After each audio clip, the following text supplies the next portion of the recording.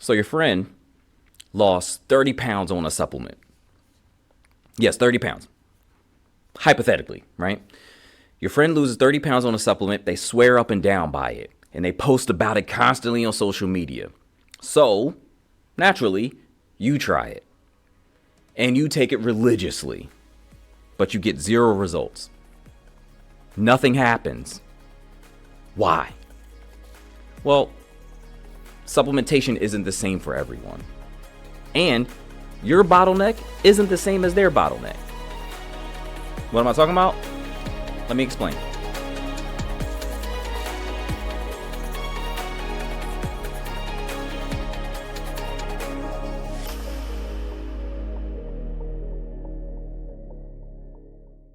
Here's a scenario that plays out over and over and over again. Someone discovers a supplement that changes their life.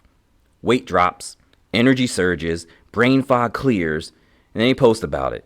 And they tell everyone about it. And then all the testimonials roll in. And then you try it. And nothing happens. Maybe a placebo effect for a week, then back to baseline. What happened? The supplement industry will tell you that you need to, quote unquote, give it time, or stack it with other things, or buy our premium version. But here's the truth. That supplement fixed a bottleneck in your friend's system that you do not have. This episode is about bottlenecks. Why supplements work brilliantly for some people and do nothing for others. And how genomics is revealing that we're not all responding to the same interventions. We're also going to talk about why copying someone's supplement stack is a waste of money and potentially dangerous. Because your body isn't their body. Your genetics aren't their genetics. And your bottleneck isn't their bottleneck. All right, so let me lay the groundwork a little bit here, right? So you have a whole bunch of different health influencers. That's what I'll call them. And I'm grouping a bunch of different people into this health influencer category, okay? But you have a bunch of health influencers who are all over social media, all over the internet. You know, some of them might be your good friend, and they always talk about their supplement stack, which is usually around, anywhere from like 5 to 10 different supplements that they put together, that they take daily, that they swear up and down by, and it gives them all these different results and things like that, right? And listen, a lot of the people who fall into this category, and again, it's a very broad category, a lot of people who fall into this category, they're doing it the right way. They're testing, they're tracking, and then they're adjusting as they go along. That's not where the problem lies. The problem really lies in us copying what their stack is, right? Case in point, hey, look, I'm trying to reduce inflammation, so I'm going to take a whole bunch of supplements that deal with inflammation. So it's like I'll take the curcumin, the CoQ10, I'll throw in maybe a little bit of berberine, and just based on what other people do, I'll throw in maybe even some peptides, right? So we'll have this whole setup based on what this influencer does, basically. So this influencer has this whole setup, this whole stack, and you see it, and you see what they look like, or you see what type of life they want you to believe they live, and then you decide to go get that exact stack. That doesn't always lead to positive health outcomes, and in a lot of cases, it could be potentially pretty dangerous. Okay. And the reason why I bring this up in this way is because their supplement stack is optimized for them. It's not optimized for you. This is where it gets a little deceptive, though, because they'll take their optimized stack for them and say this is for everyone. And that's not the case. It's not the case at all, right? Their stack is optimized for their genetics, for their bottlenecks, for results that are going to be achievable for them, for their bodies. But they'll put it together and package it real nice and say like, hey, this is for all cases information. This will help you out no matter what you do, no matter who you are. And that's not how supplements work. And the interesting part is, like, a group of people who are in this, health influencer arena, I would put some biohackers in there as well. See, the biohackers, they're an interesting bunch because they test everything and they make decisions based on metrics. Like, they track the metrics obsessively, but they actually have the right approach. They test everything so that they know what combination of what works for them. And so this is where biohackers, they're almost like, some of them are in the health influencer category, right? But there's others who are just like, you can almost line up with them perfectly. But here's the problem though. So the biohackers, they test and everything. They'll go through all the tough parts of the process of determining what works for them and what will optimize their personal health.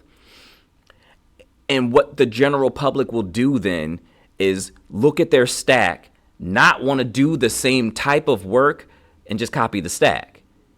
So essentially, they want the stack without the testing, and they want the results without the understanding. Everybody wants everything so quick that you're almost missing the point then, right?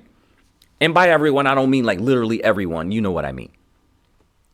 Again, people tend to imitate the outputs of biohackers and completely ignore the inputs. Now, also, there are some bad actors within the supplement industry, obviously, right? A group of them I guess you would call them like MLM supplement people, right? Like multi-level marketing supplement folk, for lack of better terms, right? And then what they'll say a couple things, right? One thing they'll say is that there's one product for everyone, right? So like berberine is for everyone, right? Maybe not, right? They typically do not acknowledge individual variation either. On top of that, they'll have some things, and they'll have some studies too. And that's the cold part about it. They'll have some studies that'll back up what their particular supplement does, right? But they're all cherry picked. And a lot of times you got to question who funds them. But, well, no, that's a part of it too. You have to question who funds some of these studies that they kind of highlight and they pick and says that supports what they're doing and what they're trying to sell you. Yeah, and then, in general, some have responses, some respond, and they will just highlight those people who do respond to that particular supplement. But they only respond because they had a deficiency or they had some gap that they needed to fill within their systems, right? But most people will not respond because they don't have that same issue. You get what I'm saying? But these, I call them bad actors still. These bad actors, that model, it essentially, it only goes after sales. It's not after solutions. It's just after the dollar. So MLMs, they sell universals in a world that's built on biological specifics, right? There's also this idea of, when people say like, well, this is what worked for me, so it could work for you. And I mean, that's dangerous as well, right? And it happens way too often, especially on social media, right? But we're in the age of anecdotal evidence, right? Everybody has something that their best friend did, something that their family member did, something that someone else did, and they're just going off of that. It was like, hey, look, I did this. Even when it comes down to, like, how do I want to say this? We're in the age of social proof in a sense, right? How do I want to say this? In some ways, social proof has led us astray. So what you'll get is a lot of people who say, like, hey, for instance, carnivore worked for me. It should work for everyone. Or keto worked for me. It should work for everyone. Insert some random diet here and it should work for everyone, right? Same thing, vitamin D fixed my depression. So now all of a sudden vitamin D cures depression. And again, these things might be true for that person. Like insert diet here might have worked for that particular person, but that doesn't necessarily mean it's a universal thing. So anecdotes reveal possibilities, not prescriptions. So it could work for you. And again, the only way we really can zone in and hone in on targeting those particular results is if we understand your makeup, right? How do your systems operate? So that's where genomics comes in. Genomics, it's basically dealing with your genetics as it pertains to your health and fitness, right? It's more along the lines of functional testing, okay? So I'm actually kind of shocked that there's not more people doing this. Well, maybe not so shocked. I think I can understand that one a little bit, primarily because of, companies like 23andMe, and they were doing a whole bunch of ancestry type stuff. Genomics has nothing to do with that. Genomics is on the far other end of that spectrum, where it's like, I don't really care what, part of the world you came from. I care how well you methylate stuff, right? I care how well you mobilize fats. I care about how well you can transport and recycle vitamin C. Like, though, that's what genomics really reveals, right? And when done right, it's a game changer. Now, I know what I just got finished saying, right? And I'm not trying to sell you anything, right? But there is a process that I think we could ultimately benefit from. It's just a lot of people don't know about it. So here's me kind of sounding the horn here a little bit, okay? Genomics doesn't tell you who your ancestors were, right? It tells you what your biology needs, okay? So let's get into it. So like the groundwork is set, right? You get an understanding of what I'm getting at here. Now, I mentioned something earlier called like the bottleneck. What are we talking about? Like a bottleneck or the bottleneck principle, right? So think of the bottleneck principle like this, right? Like your body is a bunch of interconnected systems working together, right? Like you have methylation, oxidative stress, hormones, your mitochondria, your gut, inflammation. These are all various systems that work differently, but also work together, okay? So when one of these systems is broken, all the other systems suffer because of it. Because again, they're interconnected. Think of it like a factory line.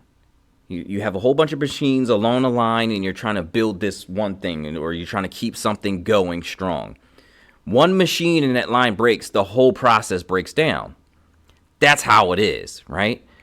So fixing the wrong machine also doesn't speed up the line. It just wastes time and parts. Again, going with this analogy, you have a machine that's not broken down, but you're trying to fix it. You're wasting your time. And in this case, bringing it back to the whole supplement thing, you're wasting your time, you're wasting your money, and you potentially could be wearing out that machine or wearing out that part or wearing out that system, further causing harm potentially. On the positive side here, if you're able to fix one machine, it helps the whole process go better. Like if one of those machines are broken and it needs repair, well, repairing that machine makes the whole process better. So I'll give you an example of a study that's due to one nutrient that seems to be coming up a lot for me lately, and I'll explain, right? So it's choline, right? The choline example, there would be studies that show that choline aids weight loss. Let's just say it's a hypothetical thing right here. And I think there are studies that show that choline can help weight loss. But here's the thing. What's actually happening in a person is their MTHFR, PEMT variants. Those are genes, okay? Gene variants, right? mean that they say they have the variants and they basically have impaired or damaged or reduced capacity methylation. So they can't produce or use choline efficiently.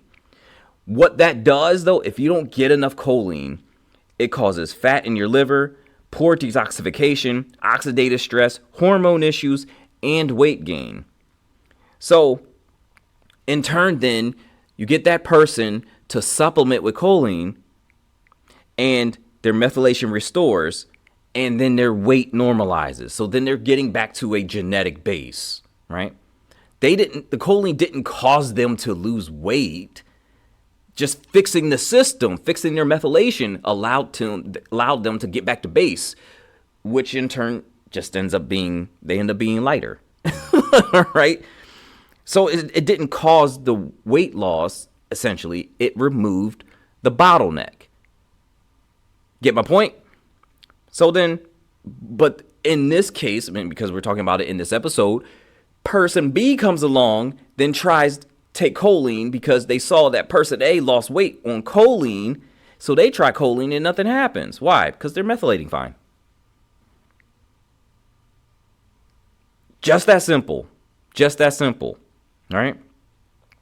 Now, I want to get into a little bit of getting a little bit more personal here, right? This is a real actual case, and it's dealing with my wife, right? I've had her on here before, and we know exactly, the whole situation, right? She has suffered with autoimmune disease. 40 years. 40 years. A whole lifetime suffering from autoimmune disease and all its different things that happen, right? So we did a whole bunch of different things. And one of the things that we did was we went through this whole genomic testing, and we wanted to figure out what was going on, because she got to a point where she was tired of everything else, right? She was having these flare-ups constantly, and there was no real rhyme or reason as to why at this point. And we were already under the impression that things were going to get worse as she got older, but we didn't know why. And so there were a couple things that happened in between time. One of them was she got so fed up with the lack of answers and the pressure to take various medications that she literally just turned to me and told me to do something. And me, being the nerd that I am, had a data cache or some sorts. Like I had a hard drive full of studies, full of all types of different research bits and things like that on autoimmune disease. So I myself, under the assumption that it was autoimmune disease, came up with a solution. So then we started to go towards the peptides route and saw great success. The next step then became, well, why do you have these issues in the first place? Like, is it really that? Because a lot of times we'll get we did the antibody test, we did all of these random tests, all of these things that you would test for autoimmune disease, and none of the doctors really could figure it out. That's the part that kind of set off the alarms in my mind, because it's just like they couldn't figure out, well, it looks like you kind of have this, or you kind of have that, but they never really said definitively, yes, you have this. Okay, so here's a solution to that. They never really definitively said anything there. And then on top of that, by not actually saying you have this, that, or third, they were still pushing the medication, which drove me up a wall. And obviously it drove her a wall too, right? But it's just like, you don't know exactly what she has. You see signs of this, that, and the third, and you prescribe medication based on what? And so, again, this drives me up a wall, and this is where So granted, let me pull up a little bit, right? This is a two-parter here, right? The first part, I'm talking about supplementation, this, that, and the third. And the second part, I'm actually going to, and I'm probably not going to make any friends with this, but I'm going to talk about the medicine industry. And I'm going to kind of get down with some doctors real quick, because we have to have a talk. we there's some things we have to go over, okay? Outside of all that, let me get back to this story here, right? So again, 40 years of suffering, various flare-ups, various things.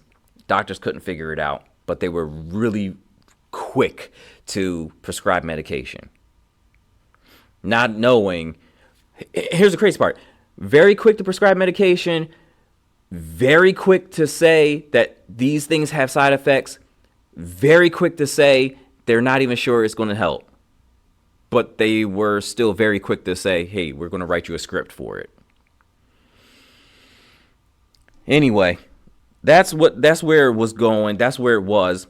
And so what I did from that point was we got to a point where, so we started a little mini cycle of peptides, and then we got through that, and she saw a pretty substantial difference in terms of flare-up activity. And from that point on, then it was just like, well, what is the root cause of all this? Is it actually autoimmune disease? And then that's where genomics testing came through, and it came through strong. So we go through the whole setup, we do the whole thing, because what we're doing at the studio here is we have a wellness package, and genomics testing is the opening for that wellness package. All right? Again, not trying to sell you anything, but that's just the way it is. So we put her through the first part of that the wellness package, and we get the results back. Come to find out, so where my choline example came from? Came from her. She can't produce choline at all, right? So choline is one of those things where you either you produce a lot of it yourself, like 70% of it yourself, right? And then you usually get the other 20 or other 30% or so from your diet. Well, she is not able to produce choline at all, so she has to get, because she has a certain set of these genetic variants, she has to get 100% of her choline from her diet. And she hasn't been. One, she doesn't eat enough protein, or didn't eat enough protein, and she didn't eat any choline-rich foods like beef liver, right? Like, nobody's really getting down with beef liver like that. I mean, some people are, but she wasn't, okay? Those were her deficiencies, right? Now, here's the cool part. Choline is used in, it's used in the cell membranes. So basically, her cells were going around like damaged. And what happened was basically, and this is what we're all putting together here.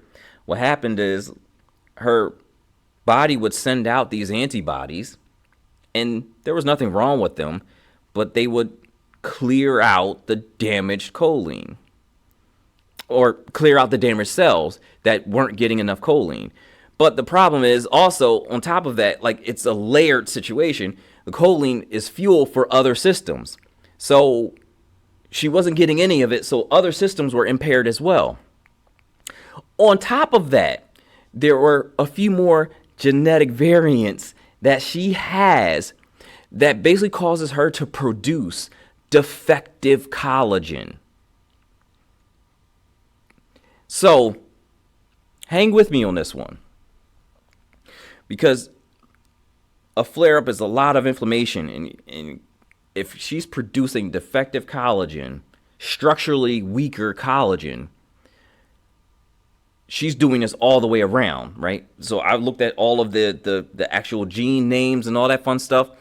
So the collagen that's used for your bones, for your hair, skin, nails, for hollow organs like your intestines, or in this case, for females, their uterus, things like that. Collagen is in those things. Collagen is required for those things.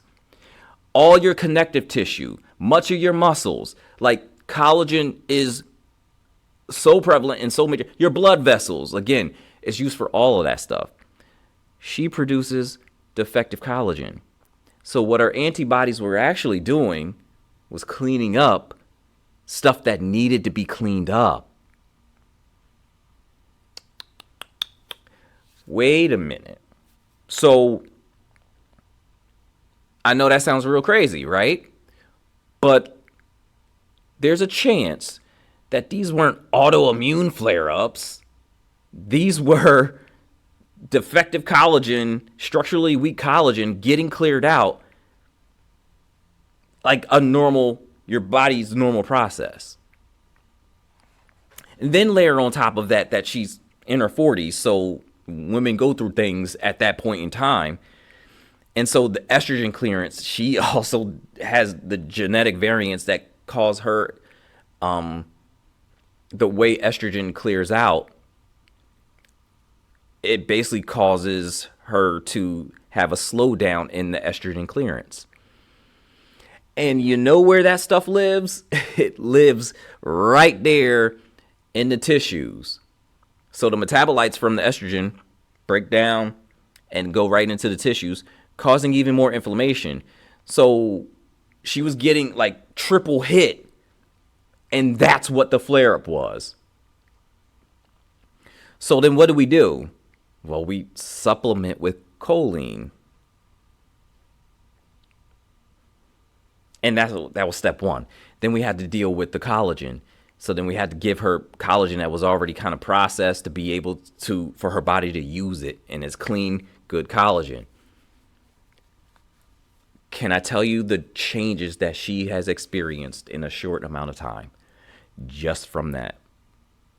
And for a moment, I asked her, I was like, hey, listen, is this placebo? Like, do you think or do you want this to be different so much so? But no, she's moving better, feeling better. And that's usually pretty, that's step one. Sleeping better all the way around. She doesn't blow up from inflammation after a workout anymore. She actually can work out. She can actually do more than a walk now. All of these things, and they all in different areas, but they add up. Choline. Supplementation. So we figured out what it was that she needed, and then we solved the problem from there. But this is after 40 years of others giving her or suggesting to her a base medication that wasn't ever really going to help her in the first place. So this is like the ultimate example of the bottleneck principle, right? Blood tests showed that she had autoimmune markers, which is normal for her broken systems, right? Doctors treated what the tests showed. They treated inflammation. They treated the flare-ups, right? But they never looked at why the inflammation was there. The multiple genetic defects. Then there's so essentially there's no amount of immune suppression that could fix a collagen production problem. Her bottleneck was genetic, it was structural, and it was completely missed by conventional testing. Essentially what I'm saying is if she had for years what was prescribed to her was someone else's autoimmune protocol. And it didn't work. If she copied somebody's anti-inflammatory stack, it wouldn't work either. She needed her specific bottlenecks to be addressed. No one else's. I'm going to give you another case. We'll call this the vitamin C paradox. You like my naming for it? So there's this particular variant. It's called the SLC23A1 variant, okay?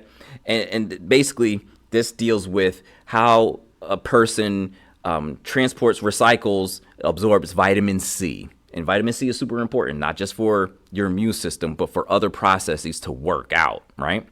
So, client had normal blood serum vitamin C levels, right? And then basically tell you that's standard blood work. There's no deficiency, so we don't need to look any further. We're fine. We're good to go. But they had chronic fatigue, poor recovery, frequent illness. And you know what? Let's just take away the frequent illness. Let's just say poor recovery and general fatigue, right? So even less of a reason to look into it, supposedly, if you're looking at the symptoms and just the symptoms. So genetic testing revealed the SLC23A1 variant. And what that means is normal absorption into blood, but impaired absorption into muscles and cells. So your blood serum vitamin C levels would be normal, but that doesn't necessarily mean that you're absorbing it into the cells, and it doesn't mean you're absorbing it into your muscles. So there's the gap, right? You have that gene variant, you're most likely not absorbing vitamin C well, but your labs will show up perfectly fine. Blood test can't see this. I can't see it. So then what happens? Start them off with vitamin C supplementation, even though, again, the labs show you have normal vitamin C levels. So at the end of the day, the blood tests say normal. The genetics says bottleneck. Here's another case. Vitamin B12, the B12 time bomb. There are 3 types of genes. So there's the GIF, the FUT2, and the MTHFR variants. A whole bunch of variants, right? So one client had those genes, right? These genes impair B12 absorption at multiple points. So, but the current blood level, normal. So again, there's another one that shows up on the labs as completely normal. But absorption was declining and the stores were depleting. Symptoms were not yet present, but the collapse was coming, right? So ultimately, the way we've been kind of trained and we've been kind of conditioned to chase symptoms, because that's technically what a lot of doctors do. They chase symptoms, right? That's what the system is actually set up to do, is to chase symptoms, right? But not actually solve the problem. Here, you could actually prevent a collapse. So it's more preventative than anything else. And, there's always this rub against, reactive or proactive medicine, right? So we've been trained to chase symptoms instead of solve problems. And genomics lets you prevent collapse by being proactive, right? So this particular client started a B12 supplementation plan, right? Before symptoms even appeared. And that prevents neurological issues, anemia, cognitive decline, and fatigue. So this is proactive versus reactive the whole way through. Another case, GLP-1 failure. And this really just comes down to the fat release or fat utilization genes, right? So client was on GLP-1s for 6+ months, didn't see anything happen. Ozempic, Wegovy, Mounjaro, all of them. 6+ months. No results. Nothing changed. Doctors kept changing or increasing dosages. And essentially, the idea was it should keep work, so we just got to keep trying. Genomics testing revealed multiple systems were broken. There were variants in genes controlling fat cell release, meaning they couldn't mobilize fat cells. There were variants in genes controlling fat utilization, meaning they couldn't burn fat as fuel. And if fat cells released poorly, fat burn was poorly done, so therefore the fat gets reabsorbed into this client's system. Inflammation skyrockets and the weight stays. Right? GLP-1s couldn't do anything with that. They don't do anything with that. They can't fix the genetic bottleneck in fat metabolism. They slow down digestion, though. And there are other things, don't get me wrong, I'm not saying GLP-1s are bad. I'm not saying they're bad. It's just They don't work in every single case. Doctors handed out the GLP-1s like it was candy, though. And again, I'm pushing that to the next episode, but that's a problem in and of itself, right? They needed a completely different approach, though. They needed to address the inflammation, support fat metabolism pathways, and target the actual bottlenecks that this client was having, right? This is why weight loss drugs work brilliantly for some and not so much for others. So there's this idea here, right? Like why is it that every supplement can look like a miracle, right? And I think you understand it by now. Every supplement, no matter what it is, can look like a miracle. It could look like, oh man, I did this and it caused me to do that, because you're addressing the bottleneck. You're affecting the genetic deficiency. And of course, if you fix that, your body goes back to I call it a genetic base, right? Every supplement success story is really a deficiency story. I want to dig a little bit more into this idea of the genetic base, okay? Right? So everybody has like an optimal baseline where everything is functioning properly and everything is well. That's where your health is. That's where true health lies, right? It's not in the outliers. It's not in the, I've advanced this system so much that it's just like, I'm just a powerhouse now. Like, get to your base. Get to your genetic base. That's where all of your positive health outcomes are, okay? And everyone's baseline is different, of course, right? So what supplements do in a case, they don't necessarily cause the outcome, but they cause you to get to your genetic base. So they bridge the gap a little bit here, right? They can help you reach your baseline. But again, they can help you reach your baseline, not someone else's. Your genetic base is like your body's like factory settings. We're hitting a reset a little bit here. And your factory settings aren't the same as my factory settings. And it's not the same as the next person's factory settings. You get me? So this is large in part why copying other people's supplement stacks is a large part why it fails, right? The influencer stack is vitamin D, magnesium, choline, creatine, omega-3, zinc, and B complex. And you copy all 7. Maybe you only need, 2 or 3 of them, right? The other 4 and 5 do nothing for you. Or they create new problems. Problems that you probably don't need because they're solving someone else's bottlenecks and they're not yours, okay? I'm a broken record with this one. This is the bottleneck principle, right? You're taking unnecessary supplements that can create new bottlenecks. Because zinc, if you look, on that list was zinc. And if you take zinc depletes copper. All of a sudden, you decrease it too much. Guess what? You have a problem. Or if you take too much B6, neuropathy. Boom, right there. And especially if you didn't need it. If you didn't have any issues absorbing it or anything like that, look, what are you taking it for, right? When you copy someone else's stack, you're solving problems you don't have and creating ones that you didn't need. So how do you find your bottlenecks? The method matters less than the mindset. Identify what's broken in your system, target it precisely, track the response, and adjust. Here are your options.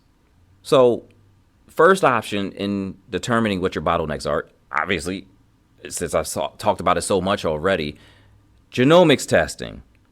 Functional genomic testing, okay? This is the most precise way. And this is exactly what we do for the Scowl Wellness package, right? Again, not trying to sell y'all on anything. Just letting you know. That's what we do here, right?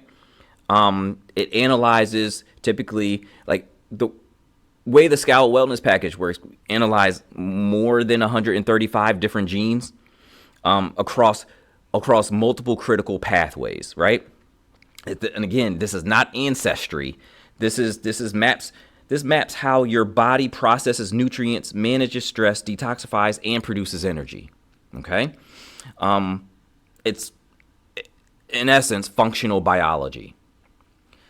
So at that point, we interpret the results. We don't just give you the raw data, right? We interpret the results and we let you know, like, hey, look, because of this, and this is what's going on. We match everything up with symptoms that you may have, may not have, and we give you things that you need to look out for. The whole nine. But what it reveals methylation capacity, vitamin D receptor function, oxidative stress management, detoxification pathways, and inflammation tendencies. All of that stuff comes from this test. and we're able to interpret that stuff and let you know and give you interventions that you could do for you specifically and you only. It's the gold standard. It doesn't get better than that. So you're not guessing, and we're addressing your bottlenecks. That's a lifetime thing. That stuff doesn't change. It doesn't change. That's your blueprint. That's your code. That's your map.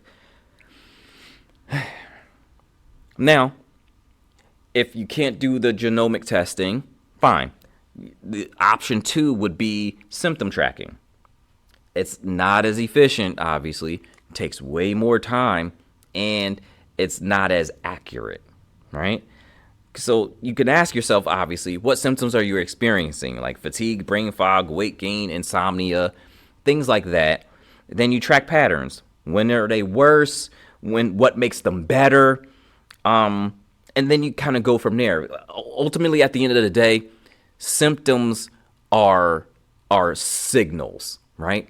So you have a symptom of some sort thing. That's usually a signal of some other thing happening. The patterns that these symptoms reveal, these systems and how they work. So if you're consistently going through something, consistently showing up with this one particular symptom, that at the end of the day could lead to revealing what the whole thing is. But you have to be able to see what that pattern is, right? So again, patterns reveal systems. Now, option 3, you can go get functional blood work done, right? It's, your regular CBC metabolic panel, it misses a lot, okay?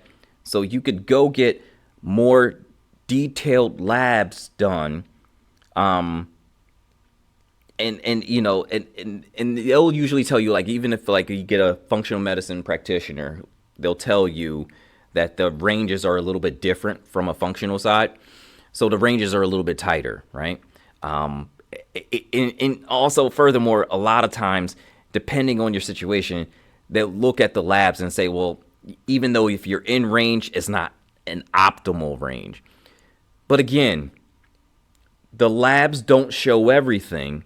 You still could be missing quite a bit. Again, go to the root. We're looking at the root cause of all of this stuff, right? So again, normal doesn't mean optimal. It means not deficient enough to diagnose.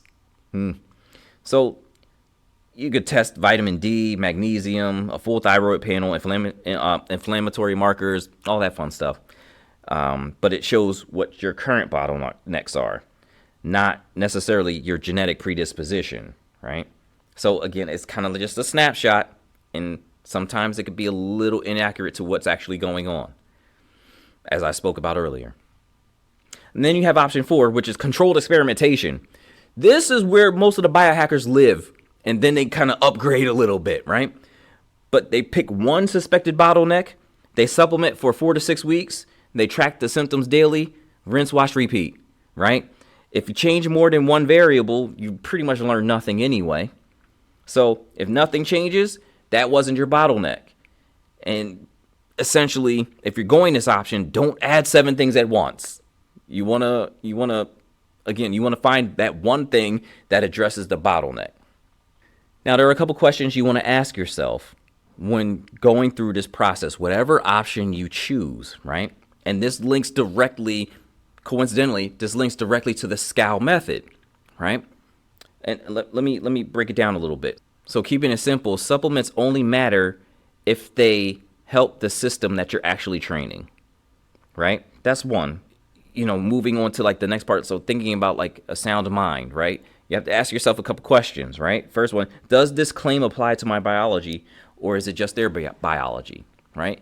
You have to ask yourself some questions when it comes to claims made about certain supplementation. And you can't just blindly go into something and just say, hey, look, I'm going to take this and this is going to help me, right? And then from the identity perspective. So it's an interesting thing. I can get with the biohackers. I get it. I understand it. But I think they tend to take it a little too far sometimes, right? And hang with me, right? The biohacking community often makes optimization the entirety of like their existence, right? Because they do obsessively track everything. So they make that the point. They make that their purpose, which cool, okay, right? But they find their identity in their supplement stack, right? And their worth is tied to their biomarkers. So if something goes wrong, and from the SCAL method perspective, that's still fragmentation. Remember, I talked about that. Again, optimization is a tool, not an identity. Optimization serves a purpose beyond itself. Steward the body to serve or work or love longer for an extended period of time. You're trying to extend your capacity. So biohack not for the sake of biohacking. Biohack because it actually makes you better and able to do more. So let's talk about a couple objections, because I know there are some objections out there, right? And I'll go over the ones that I've heard so far, okay? One of them is, but the studies prove that this particular supplement works. And I get this one. I understand, because it's just like, here I come, like you're taking a supplement because you heard that somebody did it and it helped them, and then you go and do your due diligence and you research and you saw the studies that show, oh, this supplement works. So then you start taking it, right? You're already kind of like a step ahead in that game. You know what I mean? I get it, because then here I come along and say like, well, no, even you're still wrong, right? And I'm not saying you're still wrong. I'm saying there's another step to take as well.